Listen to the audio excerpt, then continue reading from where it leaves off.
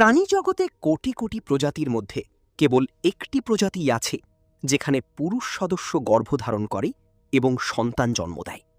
শুনতে কাল্পনিক মনে হলেও এটি সমুদ্র ঘোড়া বা সি হর্সের বাস্তব জীবন।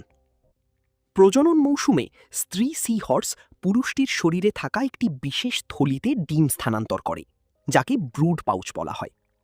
এরপর শুরু হয় পুরুষ সি হর্সের আসল লড়াই।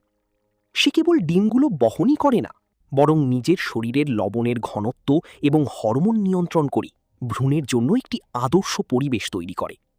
বিজ্ঞানের ভাষায় একে বলা হয় মেল প্রেগন্যান্সি। প্রায় 2 থেকে 4 সপ্তাহ ধরে এই গর্ভধারণ প্রক্রিয়া চলে।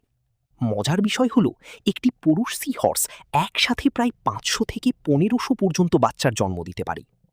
জন্মের ঠিক পরেই এই ক্ষুদে সি হর্সগুলো সমুদ্রের স্রোতে নিজেদের অস্তিত্ব টিকিয়ে রাখার লড়াই শুরু করে। বিবর্তনের এই ধারা সি হর্সদের বংশবৃদ্ধির হার কয়েক গুণ বাড়িয়ে দিয়েছে।